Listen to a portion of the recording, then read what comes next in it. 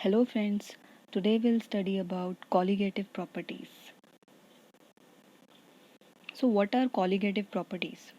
The properties which depend on the number of solute particles and not on their nature are called as colligative properties.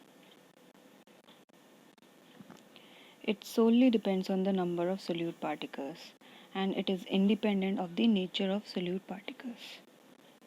So first we'll study the relative lowering of vapor pressure because vapor pressure is a colligative property. So according to Raoult's law, P1 is equals to chi1 into P1 naught. Now what is P1? P1 is the partial pressure of the solution, chi1 is the mole fraction of solvent, and P1 naught is the partial pressure or vapor pressure of the pure solvent. Now the reduction in the vapor pressure of solvent is said to be delta P1. So delta P1 is equals to P1 naught minus P1, that is vapor pressure of the pure solvent minus vapor pressure of solution. So and according to Raoult's law, P1 is equals to chi1 P1 naught. So we will put the value of P1 into this equation and we will get delta P1 is equals to P1 naught minus P1 naught into chi1. Now when you will take P1 naught as common, so what will you get?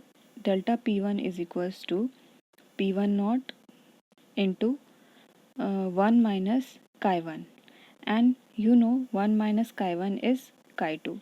As it is a binary system, you have solute and solvent only, so 1 minus chi1 will be equals to chi2. So the final equation will be delta P1 is equals to chi2 into P1 naught. Now we will divide this equation by P1 naught. So what we will get? We will get only chi2. Let's see. We will divide the equation 1 by P1 naught.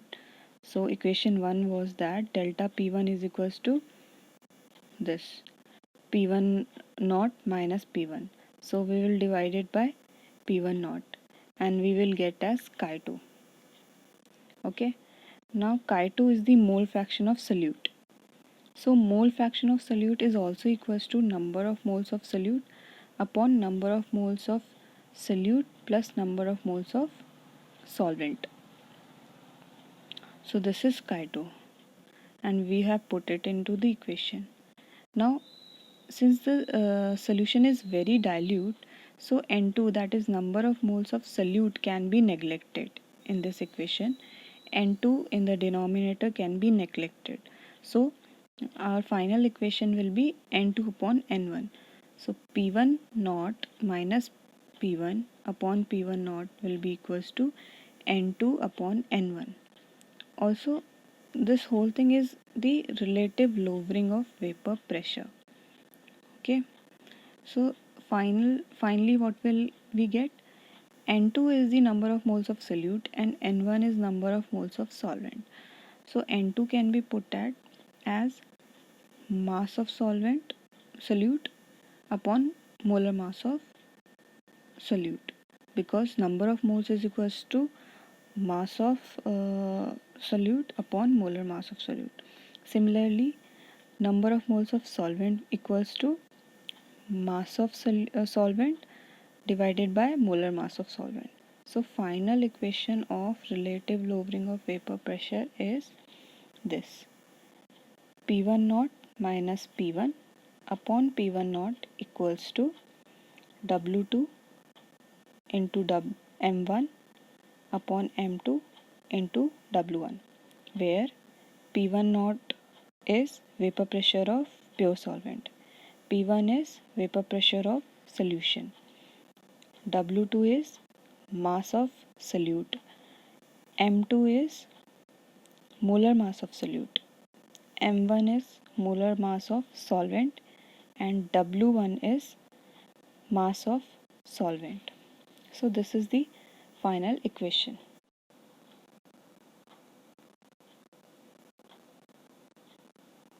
Now we will solve a problem related to the vapor pressure. For example, a question is given that vapor pressure of pure benzene at a certain temperature is 0.850 bar, and a non-volatile non-electrolyte solid weighs 0.5 gram is added to 39 gram of benzene, and vapor pressure of the solution is given as 0.845 bar. So calculate the molar mass of solvent. So it's simple. We know this equation what we have derived, that P1 naught minus P1 upon P1 naught is equals to W2 into M1 upon M2 into W1. So we know all these things in the question. So P1 naught is the vapor pressure of pure solvent. So what is P1 naught? So P1 naught is this 0.850 bar. This is the vapor pressure of pure solvent, that is pure benzene.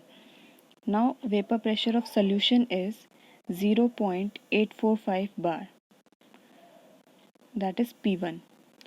Now W2 is the mass of solute, that is mass of solute is 0.5 gram, that is mass of solid.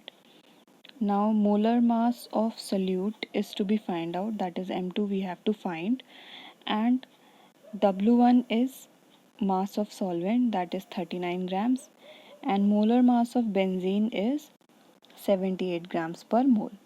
So after putting all these value in the question, we will get M2, and M2 is 170 gram per mole. So it is very simple to calculate the molar mass of solute.